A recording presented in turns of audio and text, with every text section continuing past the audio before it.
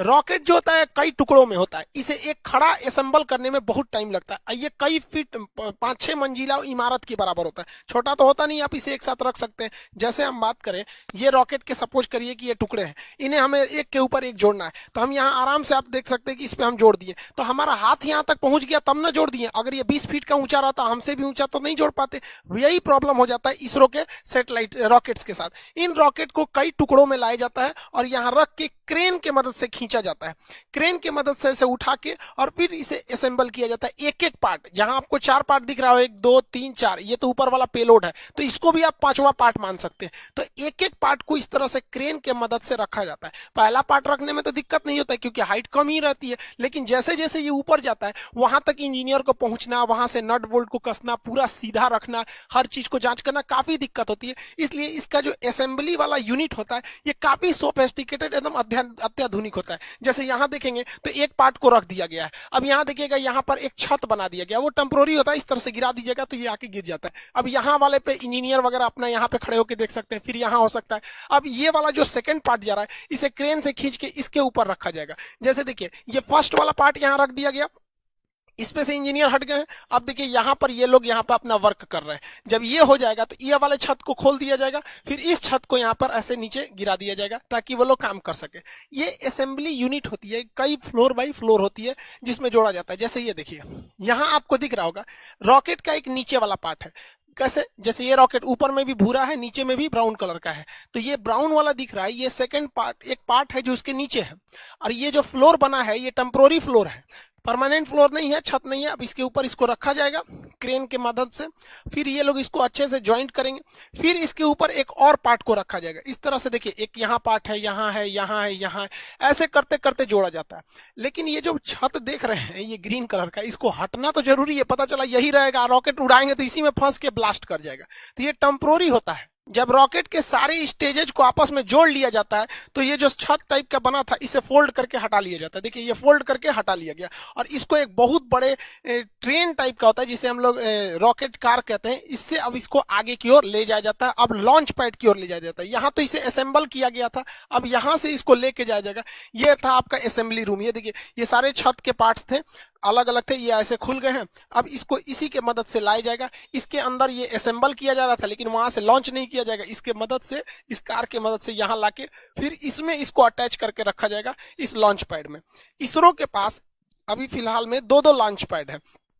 एक launch pad से हो नहीं पाता था, इसलिए इसरो जो थी अपने असेंबली लाइन को, जैसे यहाँ देखिए, एक असेंबली यूनिट यहाँ था, एक नया यहाँ बना दिया गया, 2-2 असेंबली यूनिट ले आके और लॉन्च पैड 2-2 रखे गए ताकि ले आने में दिक्कत ना हो, जल्दी से जल्दी और ज्यादा से ज्यादा मात्रा में सैटेलाइट को लॉन्च किया जा सके। इसरो के 2-2 लॉन्च पैड है, एक की असेंबली लाइन लॉन्च पैड के काफी करीब है और वहीं दूसरे की असेंबली लाइन देखिएगा तो लॉन्च पैड से काफी दूरी पर है। ये जो इसका जो सैटेलाइट कैरिंग कार होता है, ये ट्रेन की पटरी पर चलता है, बहुत ही भयानक इसका लोड रोकने की क्षमता होती है, बहुत धीमी गति से लेकिन ये आगे बढ़ता है। बहुत तेज गति से आएंगे तो ये डिसबैलेंस होकर गिर जाएगा। रॉकेट की एक सबसे बड़ी समस्या है कि जब ये उड़ता है तो इसके नीचे से इतना थ्रस्ट निकलता है और इतना आग निकलता है कि ये रॉकेट खुद ही जल जाएगा, इतना ज्यादा मात्रा में रहता है। इसलिए इसमें थ्रस्ट निकलने के लिए नीचे एक कैनाल बना दिया जाता है, गड्ढा, और यहाँ देखेंगे तो यहाँ आपको सुराख मिलेगा, छेद। तो इससे जब रॉकेट का जो आग निकलेगा वो नीचे चला जाएगा और ये इस साइड से आग निकलेगा। नहीं, अगर ये छेद नहीं बनाएंगे या ये गड्ढा नहीं बनाएंगे तो यहीं पर इतना आग लग जाएगा कि लॉन्च पैड सहित यही जल सकता है। यहाँ देख सकते हैं आप आराम से कि इसमें जो सुराख था, इसका जितना थ्रस्ट है इसमें गया और इस साइड से, दोनों साइड से निकल रहा है। तो ये कैनाल बनाना जरूरी है, वरना ये अपने में थ्रस्ट करके मर जाएगा, वहां पे ब्लास्ट करके, मतलब ये खुद ही जल जाएगा। यहाँ नीचे गिरा और इस तरह से दोनों डायरेक्शन में हट गया, या ये इस डायरेक्शन में जाता है ताकि वो ज्यादा से ज्यादा आग को अलग डायरेक्शन में फैला सके। जब सैटेलाइट को लॉन्च पैड पे रखा जाता है तो इसमें जितने सेंसर वगैरह होते हैं वायर से ये लोग कनेक्टेड किए रहते हैं। इसमें जितनी चीजें होती हैं ये कनेक्ट करके रखी गई रहती है। जब काउंटडाउन, उल्टी गिनती चालू होती है 48 घंटा पहले से, अगर इसमें भी कोई गड़बड़ी पाई जाएगा तो यहीं पे रोका जा सकता है, और अगर गड़बड़ी नहीं पाई गई तो रॉकेट को लॉन्च कर दिया जाता है। लेकिन समस्या क्या होती है, जो इसमें फ्यूल रखा जाता है तो जो फ्यूल रहता है उसे बहुत ही कम टेम्परेचर पे रखा जाता है। और 2 दिन पहले पहले ही इसकी पूरी तरह तैयारी कर दी जाती है। तो इसे धूप में छोड़ने से क्या होता है, उसका टेम्परेचर बढ़ सकता है, अंदर रिएक्शन वगैरह हो सकता है, इसलिए इसके बाहर एक इंसुलेटर की परत लगा दी जाती है। देखिए ये एक परत लगा दिया जाता है इंसुलेटर की इसके चारों ओर बाहर में, ताकि जो फ्यूल है वो हीट उस पर ना मिल सके।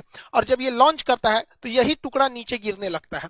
तो आप जब भी देखेंगे सैटेलाइट लॉन्च करते समय ये टुकड़े बाहर गिरते रहते हैं, ये फ्यूल को रोकने के लिए इंसुलेटर होता है जो हीट को अंदर जाने नहीं देता है। रॉकेट जब जमीन से ऊपर जाता है तो ये न्यूटन के तीसरे नियम पे काम करता है, ये थ्रस्ट धकेलता है और ये ऊपर जाता है। लेकिन आपको पता है कि पृथ्वी का अपना गुरुत्वाकर्षण क्षमता होती है, ये किसी चीज को अपनी ओर खींचती है। आप पृथ्वी से जितना ज्यादा करीब रहेंगे वो उतना ज्यादा खींचेगा। इसलिए रॉकेट को सबसे ज्यादा ताकत की जरूरत होती है तब जब वो जमीन छोड़ रहा होता है, क्योंकि वो पृथ्वी के करीब है। आप पृथ्वी को छोड़ के ऊपर जाएंगे या नीचे जाएंगे, जी की वैल्यू घटती है। ये फिजिक्स के चैप्टर में पढ़ाए थे हम आपको, गुरुत्वाकर्षण वाले चैप्टर में।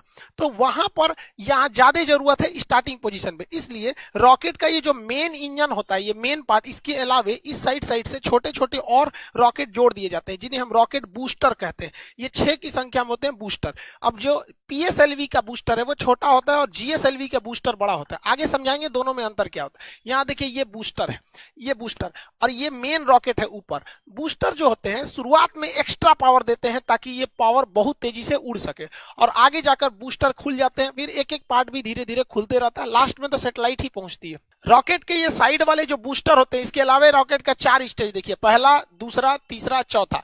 ये ऊपर वाला ये होता है, इसे पेलोड भरा होता है, इसी को हम लोग बोलते हैं प्रोटेक्टिव केसिंग। ये ढक्कन के समान होता है। इसी ऊपरी भाग में हम लोग सैटेलाइट को रख के या जिस चीज को लॉन्च करना है उसको इसमें रख के भेज देते हैं।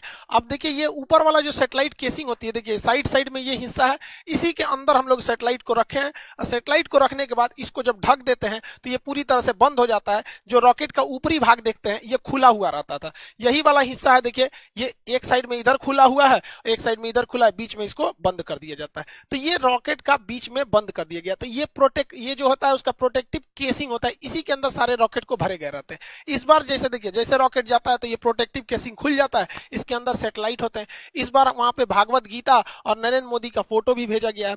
नरेंद्र मोदी का फोटो इसलिए भेजा गया कि जैसे ही मोदी जी 2014 में शपथ लिए थे तब भी उन्होंने सार्क की मीटिंग में कह दिया था कि इसरो सार्क देशों के लिए एक सैटेलाइट लॉन्च करेगी। पाकिस्तान बाद में उसमें से अलग हो गया। तो मोदी जी की विजनरी में इसरो का काफी ज्यादा योगदान रहा, मतलब वो इस साइंटिफिक चीजों को काफी आगे बढ़ाते हैं, इसलिए इसरो ने इनकी तस्वीर को अंतरिक्ष में भी भेजा था। और भागवत गीता को तो शांति का एक संदेश के रूप में, कि भागवत गीता एक तरह का क्या है, मतलब कई तरह के जो सांसारिक सवाल होते हैं उनको, उनका एक उसमें जवाब एक तरह से कर लीजिए। जैसे मान के चलिए कुछ लोग कहते हैं कि हमारा जीवन बहुत कष्टमय हो गया है, भाग साथ नहीं दे रहा है, नसीब साथ दे रहा है। उन लोगों को कहते हैं कि भाई साहब कभी फुर्सत मिले ना तो भागवत गीता में कर्ण की जीवनी पढ़ लीजिएगा। बेचारा जब से पैदा हुआ और जब तक मृत सैया पर भी लेटा था तो भी अपना दांत तोड़ के वो दम दे दिया था। तो जो लोग को लगता है कि मेरा नसीब खराब है, तो एक बार कर्ण का देखिएगा, फिर समझ में आएगा आपका दुख कितना बड़ा और कितना छोटा है। खैर अपने टॉपिक पे आते हैं। इस बार 28 फरवरी 2021 को इसरो ने लॉन्च किया, तो अपने साथ टोटल 19 सैटेलाइट को लॉन्च किया गया था। इसमें एक ब्राजील का बना हुआ वहां पर एमेजोनिया 1 नाम का सैटेलाइट था जो काफी महत्वपूर्ण था। इसे पीएसएलवी C51 रॉकेट से छोड़ा गया। इस रॉकेट का नाम याद रखिएगा क्योंकि इसके मदद से भागवत गीता और मोदी जी का फोटो भेजा गया है, तो ये थोड़ा इंपॉर्टेंट हो सकता है। ये पीएसएलवी की 53वीं सक्सेसफुल मिशन थी। एमेजोनिया 1 ब्राजील का जो सैटेलाइट है ये पूरी तरह से ब्राजील के जंगलों पर नजर रखेगा। ब्राजील का जो जंगल होता है ये वर्षा वन होते हैं, ये टोटल दुनिया का 20% ऑक्सीजन यहीं से निकल जाता है। इतने घने जंगल होते हैं कि इसके अंदर कई बार जंगल का ऐसा एरिया है जहां सूरज की रोशनी नहीं पहुंच पाती, इतने जंगल है। लेकिन इन जंगलों की 2 समस्या है। एक, इन जंगलों में बड़ी तेज आग लग जाता है जिससे जंगल खत्म होने लगते हैं, और दूसरा यह क्या है कि यहाँ पे पेड़ों की कटाई बहुत भयानक चल रही है। पेड़ों की कटाई तो भाई साहब पूरी दुनिया में चल रही है, हर जगह पेड़ काटे जा रहे हैं, और जिस रफ्तार से पेड़ों की कटाई चल रही है वह दूर नहीं जब हरियाली के नाम पे केवल लड़कियां बच जाएंगी। तो इसके लिए जो ब्राजील है वो एमेजोनिया 1 नाम का सैटेलाइट लॉन्च कर रहा है ताकि वो अपने जंगलों पर नजर रख सके। भैया जरूरी भी है, पूरी दुनिया का फेफड़ा कहा जाता है ब्राजील के जंगलों को। इसमें 19 सैटेलाइट थे जिसमें एक एमेजोनिया 1, दूसरा महत्वपूर्ण था सिंधु नेत्र। ये भारत ने छोड़ा था। ये समुद्री क्षेत्र पर निगरानी के लिए किया गया क्योंकि घुसपैठ वगैरह न हो। आप याद कीजिए अजमल कसाब जैसे जो घुसपैठ हुए थे छोटे मोटे जहाजों से, इस वजह से वो समुद्री एरिया में किसी भी संदिग्ध जहाजों पर इस सैटेलाइट से नजर रखा जा सकता है, क्योंकि वो जो टेररिस्ट वगैरह जो घुसते हैं या स्मगलर जो ड्रग्स वगैरह का करते हैं, उन्हें लगता है कि नहीं यहाँ से तो कोई मतलब नौसेना की जहाज नहीं है, तो कितना बेहतरीन कोऑर्डिनेशन हो जाएगा। जैसे मान के चलिए नौसेना ने कहा कि भैया इस एरिया में मेरी जहाज नहीं है, तो सैटेलाइट से उस एरिया पे ज्यादा नजर रखा जाएगा, और जिस एरिया में नौसेना अभी पेट्रोलिंग पे है तो उस एरिया के सैटेलाइट पे उतना फोकस नहीं किया जाएगा। लेकिन इसरो जो है, इंडियन स्पेस रिसर्च ऑर्गेनाइजेशन, इसका काम केवल है कि रॉकेट बनाओ और उसको सैटेलाइट बनाओ, दोनों को लॉन्च करो। लेकिन इसमें एक कमाई का भी जरिया हो सकता है। विदेश के लोग जो है, बहुत सैटेलाइट बनाना बहुत मुश्किल का काम नहीं है, लेकिन रॉकेट बनाना बहुत मुश्किल काम। इवन हम लोग ने अपना पहला सैटेलाइट आर्यभट्ट भारत में बना लिया था, लेकिन उसको हम लोग लॉन्च करने के लिए रूस को दिए थे, रूस ने अपने रॉकेट से उसे छोड़ा था। तो बहुत से ऐसे देश हैं जो दुनिया को कहते हैं कि भैया अमेरिका से कहते हैं, यूरोप से कहते हैं कि हमारे सैटेलाइट को छोड़ दो, तो भारत बहुत सस्ते में छोड़ देता है, और भारत की सैटेलाइट काफी विश्वसनीय होती है। इसलिए इसके लिए भारत सरकार ने एक कंपनी बनाई थी, उसका नाम था एंट्रिक्स।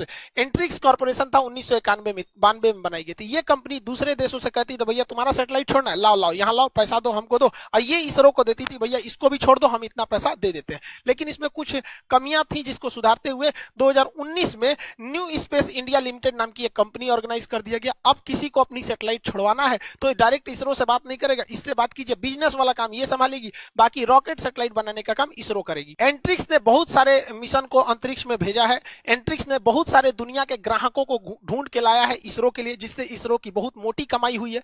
लेकिन अभी क्या है, ये न्यू स्पेस इंडिया लिमिटेड को बनाया गया, ये इसकी पहली कॉमर्शियल उड़ान थी जो ब्राजील से इन्होंने नेगोशिएशन करके लाया था। हालांकि ब्राजील चाइना से इस सैटेलाइट को छुड़वाने वाला था, लेकिन बाद में भारत ने उससे कम दाम दिया, इस वजह से उसने भारत से भी छुड़वा लिया। सैटेलाइट का ऊपर वाला जो भाग होता है ये खोखला होता है, इसे प्रोटेक्टिव केसिंग कहते हैं, ये खुल जाता है, इसी के अंदर सैटेलाइट्स को लॉन्च रखा जाता है। जो सैटेलाइट होते हैं इनके इसी के अंदर रखा जाता है। इसरो ने 2017 में इसके अंदर छोटे छोटे कुल 104 सैटेलाइट को लॉन्च किया था। इसके अंदर देखिए यहाँ पर छोटे छोटे होते हैं, तो 104 रॉकेट सैटेलाइट्स को इस पेलोड के अंदर रखा था।